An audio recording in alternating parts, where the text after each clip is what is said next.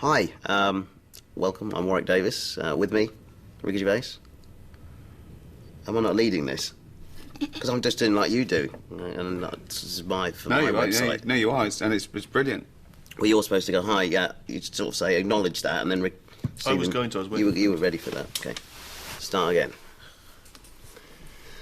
Hi, welcome. What's that? Don't say hi. After the first word.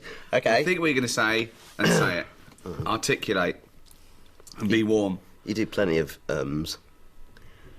Right. Did he just answer back then to Ricky Gervais? Sounds like it. Sounds like Hang on a minute. Ooh. Okay. Listen, I've been in the business 30 years. How long have you been acting? That's a fair point. He's got you. Thank you. Hello, I'm Warwick Davis, and welcome. Ooh. Would I say viewers? I'm not sure. What are you whether asking me viewers. for? I haven't been acting as long as you. Hang on a minute. I mean, what is my opinion We'll about get you? this together. You've been in the business 30 years. Hello, readers. Do you have? Yeah, readers. Well, you seem to know it all. Fans. That's good, isn't it? Ooh. Don't look. Don't look at me. A mistake before the first word. I mean, that's got to be some sort of record. Don't even look. A mistake before he opened his mouth to speak. Yeah. That's amazing. Hello, Dwarfs for Hire.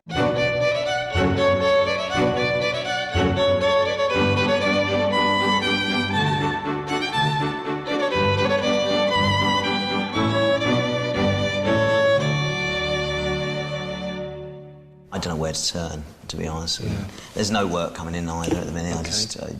Are you doing any more extras, perhaps? I mean, maybe that we could... No. Pick some, no? What else are you working on then at the minute? Just other TV and film and, you know, Any actors required, perhaps? Actors? Do you need actors? We will need actors for the... At some point, but not necessarily... Not... Life's Too Short is a fake documentary starring this little fella, Warwick Davis. Thank you very much. You may recognise him from Return of the Jedi. Well, no, they wouldn't recognise him No, because his face is completely covered up. People know. It's You good. you played that android, didn't you? Again, completely in a plastic. It wasn't even your voice in there, was it? Alan Rickman overdubbed No, it. we didn't need to mention that. Let's just keep moving on. So that could be anything. That could be anyone there. Willow, although you were... Willow, that's... Yeah, but that was about 30 years And ago, no one wasn't it? really saw How it. old were you then? 17 then. 17. 17, still a valid credit whenever it was done. So... Extras, of course. That's probably where people know him from, if anything. It wasn't clear if he was playing himself or not. It was just... Yeah, It was just a dwarf I kicked in there. In Life's Too Short, Warwick Davis is very different to the real Warwick Davis. The Warwick Davis in the show, his life's out of control, basically. He's had a taste of success, but it's all going horribly wrong. His marriage has failed. That's his fault. He was arrogant, selfish. She doesn't want to know him anymore. He wants her back, but only because it looks bad and because he wants to win, not because he loves her. I'll tell you what happened. Oh, what? What happened was he thought... Oh, here we go. What did I think? Mystic Meg here. What he thought was... He thought he could do better than me. He thought he could trade me in for maybe a more taller, more beautiful model, but he couldn't. No, So I now could he's have, didn't back. want to. No, you couldn't. No, I could. No, Of you course I couldn't. could. He did Just try. didn't want to, because I'm, faithful. Now he's back with his tail between his legs, but it's too late. No, it doesn't have to be. It's over, you know. The lawyer who's overseeing the divorce between Warwick and his wife, this guy called Ian Wold, who's got his feet well under the table. You're wearing slippers? Yes. Is it normal practice to be around a client's house doing paperwork wearing slippers? Everyone's different. What lawyer wears slippers? I've never seen that before. On LA Law, they didn't wear slippers. Perry Mason never had slippers on. Even when he played Ironside, he never had slippers on, and he was in a wheelchair. He didn't even need shoes, and he still wore shoes. He's got the worst accountant in the world, played by Steve Brody. Have you spoken to the Inland Revenue? What's the latest situation? They are not pressing charges. They don't think it's fraudulent. I've convinced them that you really didn't know what you were doing. It's you who didn't know what he was doing. You're my accountant, right? You're the one that's supposed to tell me if I owe tax. Yeah, I know, but... Okay, well, the original figure they were saying owed was 250,000. Where are we at now? Well, I was cheeky. I said he won't do it again. There's a bit back and forth. Yeah. And the figure I arrived at was £50,000. £50,000? That's great. Wait, no. They said no to that. Very definite no. So what was the figure you agreed on? £250,000. Well, that's what they wanted to start with. Yeah, but, you know... That's not negotiating, Eric. You've just agreed with them. Yes, well, all right, but, you know, they are the tax people. They do know what they're talking about. They understand your accounts better than me, to be honest, and I'm not going to argue with them. He's got the worst PA assistant. The only reason she's working there is because her parents want her out of the house, and they said she can live rent-free if she doesn't come home until 6. Brainstorming. Okay. I'll make some notes. I'll start with number 1. Okay? In your own time. The company's called Dwarfs for Hire, is that right? Yes, it is, yeah. But why do you have to only do acting? Couldn't you do other stuff? Yeah, such as? Chimney sweep. Chimney sweep? Why was I only doing that? Well, it used to be children, didn't it? 100 years ago, yeah. But it's cruel to send children up there nowadays, so... So it's not cruel to send a dwarf up there? No, because you're an adult, aren't you? Oh, are you not? Oh, I thought you were an adult. Oh, yeah, well, of course I'm an adult. But I'm also a businessman and I've been in loads of big films. Why am I suddenly running up chimneys? It's the worst situation in the world, isn't it? Oh, absolutely. You're getting yeah. a divorce from the wife, the lawyer doing it is going out with her and divorcing you, the worst PA in the world, the worst accountant in the world. And his only hope is us. Can you write me a film? What film? Well, I don't know, you have the idea. Can we have the idea a bit later? Because we're snowed under at the moment, mate. We've got about 1,000 things to do this afternoon. All right, yeah, sorry. And it's so, you know what I mean? Yeah, I understand. And that's an excuse, a conduit to get him to meet all these A-listers who in our world just come and hang out in our office. Liam Neeson decides that he's going to try and do some comedy. Excruciating. I mean, one of the favourite sketches we've ever written, I think. Today I was shooting a scene with Ricky and Stephen and Warwick Davis, where I play myself, who is coming into the office to see the guys who very kindly agreed to see me because I want to break into comedy. Here's some of the stuff I'd like to work on. Improv, stand-up comedy, funny monologues, crazy characters, sketches, slapstick, anecdotes, parody. Yeah? Yeah. Yeah. You notice this list, huh? I'm always making lists. All right. In fact, that's probably why Steven Spielberg cast me as Oscar Schindler, Schindler's List. I said, Steven, I make lists all the time. And he said, that's exactly what I'm looking for. What's funny? Sorry, I thought you were joking about getting the part of Oscar Schindler because you made lists. No.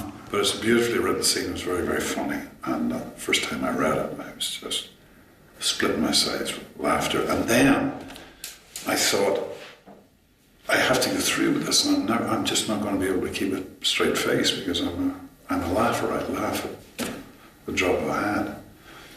And but it was nice because Ricky and Stephen and Warwick made me feel very, very at home. And Ricky corpses as much as I do, which was lovely. It was very reassuring. 225 take 1, A and B cameras. No. Come in. Hello. Hi. What seems to be the problem?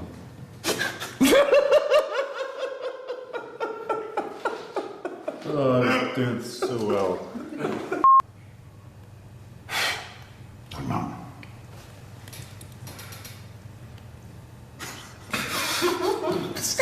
Close his eyes. Close his eyes like it's the most important piece that's ever been acted. Oh. Okay. Knock. Come in. Hello. Hi. What seems to be the problem? As I said before, I've got full-blown AIDS. We're never going to get that. He's doing this. Oh. Johnny Depp confronts me about some of my Golden Globe comments. Here they are, the lads. Hi. Hello, lads. So, we're popping here, every other day to see you guys, aren't we? Seems like it. Yeah. Have you met before? Johnny, this is Stephen. Hello, all right, nice to meet you. No. And Ricky, then. I actually remember him from the Golden Globes. Hi. Yeah. Ricky invited me to do something on his show, which would, give me the opportunity to, smack him around a little. What is nastier than Ricky Gervais's jokes? His teeth. Why do people take an instant dislike to Ricky Gervais? Because it saves time. And I think he enjoyed it. I think he liked being smacked around. Warwick thinks he's got this great part on a film with Helena Bonham Carter, and it doesn't turn out quite how he thinks. I love Warwick, and I know Warwick because I've worked with him many times, like on Harry Potter and everything. And I remember him talking about it when we were like dressed up as Bellatrix and him as Grip Hook. Him saying, I think I'm going to do this comedy series with Ricky, and I just thought it was brilliant. So, and it was just so nice that it's happening. So I said, of course I'm going to do it. When I walked on set, I thought, Jesus, there's so many people, even more people than on a Harry Potter set. I was a bit scared. But then you realise half of them are fake. But you can work out which ones are the fake ones, which ones are the real ones. So it was a bit surreal. But, you know, it was good fun. Miss Fairfax, I'm scared. But fear is what makes you a man. You cannot have courage without fear. I want you to remember that. Then I must be a brave man, for all I feel is... I'm sorry, I can't. Cut. What's the problem? No, it's just like, it's just really hard to act opposite this, given the way it looks. I mean... Yeah, okay, yeah. Yeah, I can't have its face staring at me either. He worms his way into this charity event run by Sting. Our host, Sting. I got an email from Ricky Gervais, I think about a week after his Golden Globes success. Would you call it a success? And I immediately responded, fuck off. How long would you sponsor a child like this for, would you say? Usually till they're 18. 18? How old is she now? She's 7. 7? Wow. A lot of them don't even live till they're 18, though. That is the tragedy. So she might not last till she's, I don't know, 12? Well, with your help, she will. Will she? Good. It's good, isn't it? It was fun today. I mean, I had the piss taken out of me mercilessly, but, you know, that's good for me. Where do I sign, Stingbo? Just there. We've done a cameo with Steve Carell, who, because of my big mouth, we get into a lot of trouble. Does that sound possible? We're in LA Thursday, if you want to do dinner and have a chat.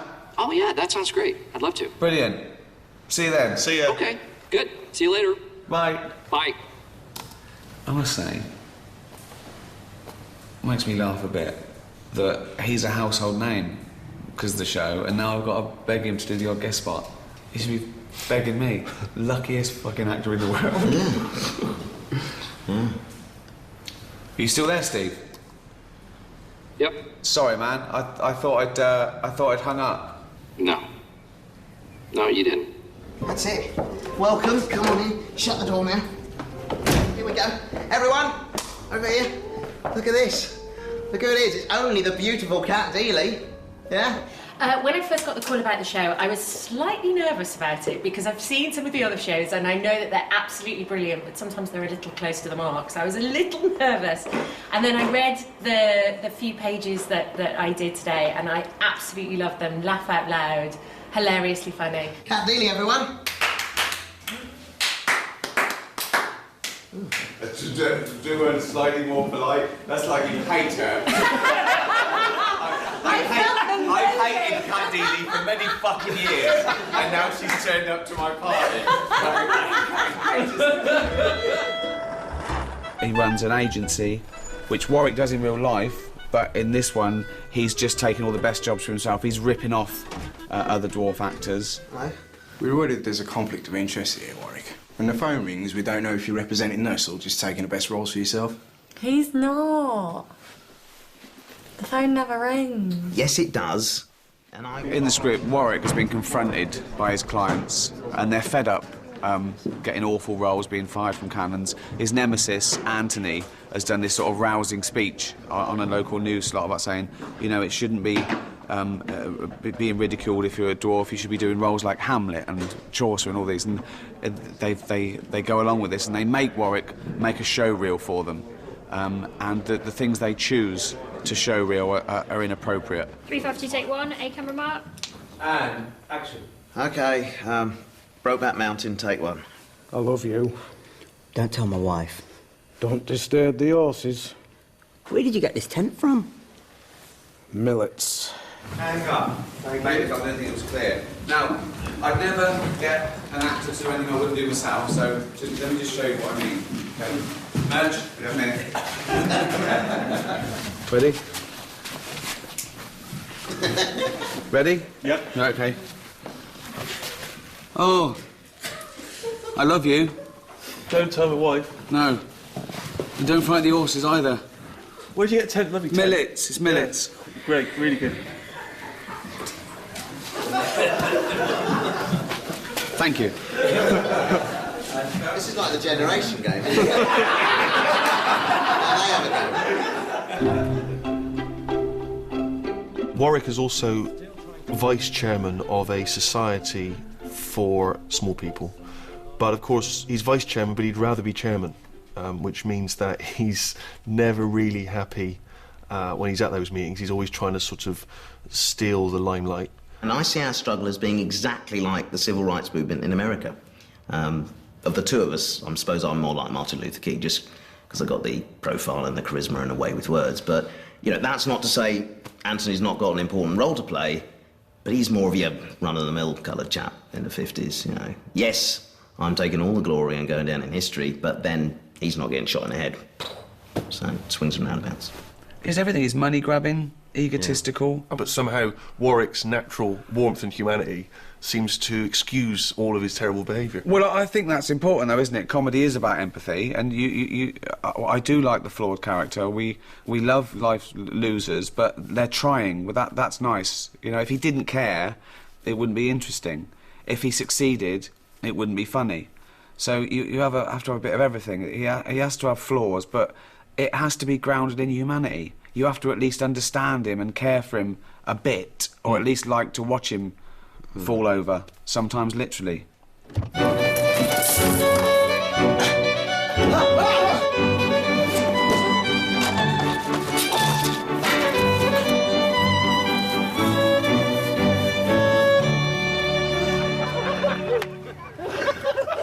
I really enjoy that element of it, that kind of slapstick element, to be kind of allowed to do that has been really great, because I don't think you see it often enough now on TV anyway. Well, it's just funny, isn't it? It works with the character so well, because it's always at the point when everything's going fairly well for him and he thinks, yes, this is his moment, and then...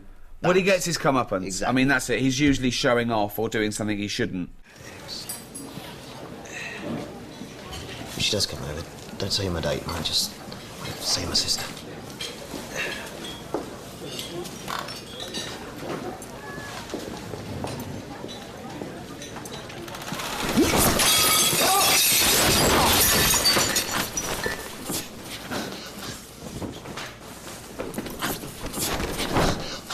Wow! Did you see that? Just didn't quite manage it there. Whew. See, we'll get this cleared up. Yes, she's going. Bye. The Office, I suppose, reflected those quaint, old-fashioned docu-soaps that found ordinary people just going about their lives who became sort of famous. Mm-hmm. You know, Maureen from Driving School. Exactly, Jeremy Spake, those sort of things.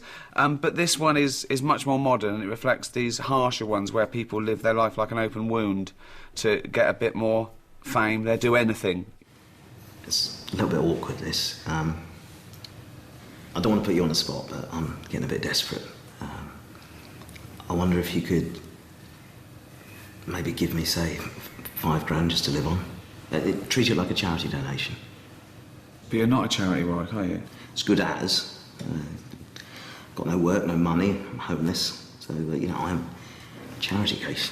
The cameras are often a catalyst for that as well. Just the fact that he's in a corner and there's a camera there. Yeah. He's signed with the devil. Yeah. You know, he said, yeah, make me famous and I'll do anything you want.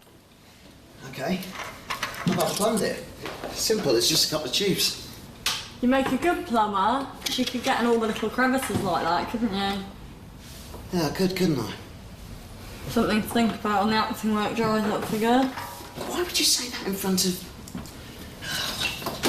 Well, one of the reasons we went back to the documentary style is that I think when we finished The Office, we were sort of exhausted by it. Its limitations, we'd sort of run out of steam. But after a while, we sort of got itchy to go back to it because it offers, well, obviously it offers an automatic sense of realism and naturalism that just feeds into the believability of the world. A faux pas is embarrassing when it happens to you, but it usually happens in front of one or two people. Right.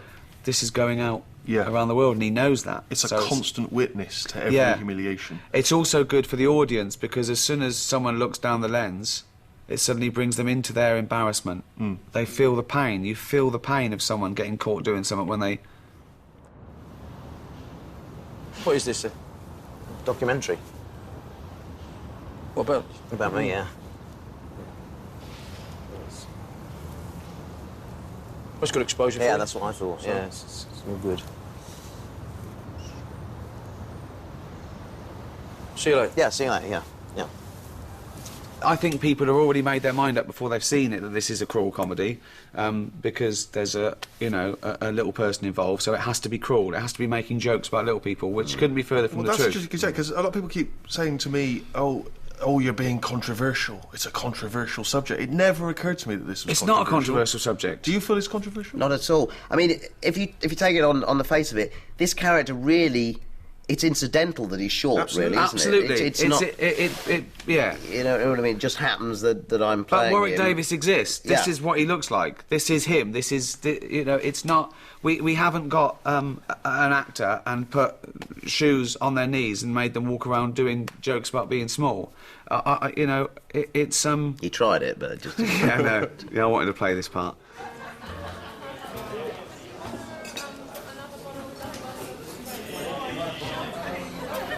Warwick? Yeah? Hi, I'm Amy.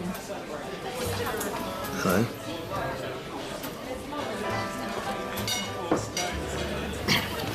Excuse me for a minute. Come here. She's a dwarf. She get that quiet, didn't she? Right, look at that. Yeah. See that? There's no clue in that picture, is there? It's just a head. Right, that should be a full body shot. You know, with her stood next to a matchbox or something. You know, like when they show how big a moth is. But no clue there. Where's the arms? Sneaky. You know, there's a lot of rich material that's very, very funny. But it's not funny in the way of, ha-ha, they're freakish and different, let's point and laugh at them, which, you know, I've seen a lot of in comedy. It's actually coming from a place of, okay, what's, you know, the point of view? Having consulted and talked with and learnt a little bit about the world of, where is the humour in that, and where is the humour in, you know, in kind of the social situations, not just pointing and laughing at somebody that's grossly deformed and thinking that that's hilarious. You know, it's coming from a smarter place than that. Should we try it again, right? And this time, don't presume you know who I'm meeting. Okay. Hello, sir. Hello. I'm here to meet a woman. Okay. And what is the choice of women I could be meeting tonight? We have two waiting. Yes, now you just point them out and I'll tell you which one I'm meeting, because there's no way you can... There's the tall lady over there. Don't mention size. Oh, there's that lady over there at the table. Oh, yeah. There she is. Okay. So you are meeting her. But I think what was brilliant about your writing, you picked up on, you know, prejudices that the world has towards, well, in your other comedy as well, people who are different, but in this certainly people who are small. You know, you really got into the head of somebody who is small, my character, and you know, showed the world from my perspective, but also showed how other people can often be in the way they react towards me. Sorry to bother you. Can I get a picture? Yeah, sure. Anything for a fan. Fan? Yeah. Fan of what? Fan of me. Why, who are you? Warwick Davis, obviously, famous actor. Well, if you don't know who I am, why do you want a picture? Because it's funny, isn't it? A dwarf carrying a box. You don't see that round here. Actually, do you mind if I film you? Why? Because that's even funnier. And it's not a show, it hasn't got relentless jokes about being small. It's not about that. He's got a small man complex. Would you like me to get it down for you? No. I can get it. No. It's fine. I can manage.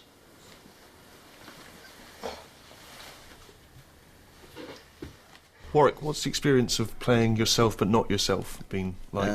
Yeah, I mean, it's the character is far removed from me. You know, I haven't got a huge ego. I don't crave fame and attention. But it's been really fun and quite liberating in a way as well, to be able to play out all of those things that you kind of often suppress as a person because of politeness and what have you. And it's fun to just play those out. Do you think I'm good looking? Yeah. Not just for a dwarf, generally. Yes. Doesn't count because you're a dwarf. What? Well, I mean, your standards are probably pretty low.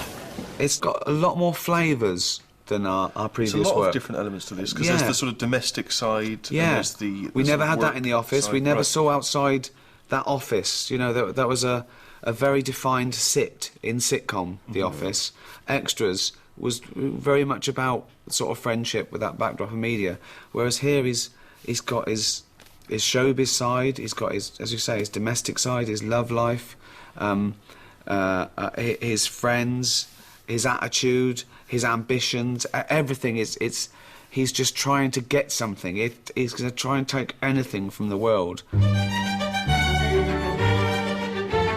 It's the wrong time for comedy, I know that now. Do you want to go into the toilet with me? You getting all this? Fuck off! What are you doing? Just put my arm around you. And Warwick hasn't bid yet. Sting, grassing me up. What are your hopes for the future? Sales and marketing. He can't afford us this time, his accountant. I'm a funny guy, aren't I? Yeah, definitely. Well, these Johnnies fit a dwarf. Right. I've got one here. You're a dwarf. How can you not know hi-ho, hi-ho? And something about whistling? You're a disgusting little creature and I want to squash you. You got everything. Yeah. You got your special shampoo? Yes. His real name's Gordon! Give me a kiss. We've had a ball, haven't we? 8 weeks of sheer fun. And joking aside, this little guy is amazing. Brilliant. Isn't he? He's the comedy sensation of this year, I think. Well, that's very nice. Thank you very much. Coming from you, sir. Thank you. Be good. Look after yourself. Thanks, Brian. Right, Tom and Jerry, get in. ya. I've had it with this pair. A couple of clowns. Get in!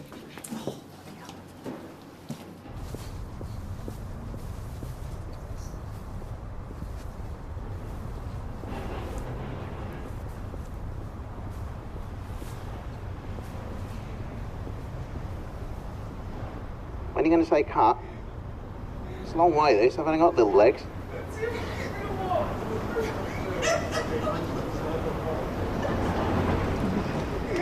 Still going! Still fucking going! It's not fair! Don't look round! I'm going to call Cameron. Look, now you're winding me up. I'm sure you are. When it gets to the end, what are you going to do? Oh, this is ridiculous. I don't think I ever let her down in the bedroom department. You know, you know, I'd like to think that I always satisfied and I'm out of character here. I couldn't do that. As far as I'm concerned, you know, I gave it 110%. You know, every time. Quality job. It was good. It was good. I was in trouble earlier. Quality job. I was in trouble earlier than you. Tick the air. Quality job. Oh! Do that again. Okay.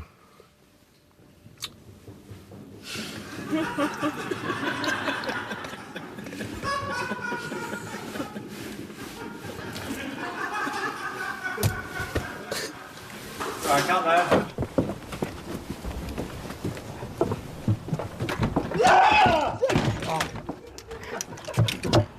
Oh my God. Oh, God.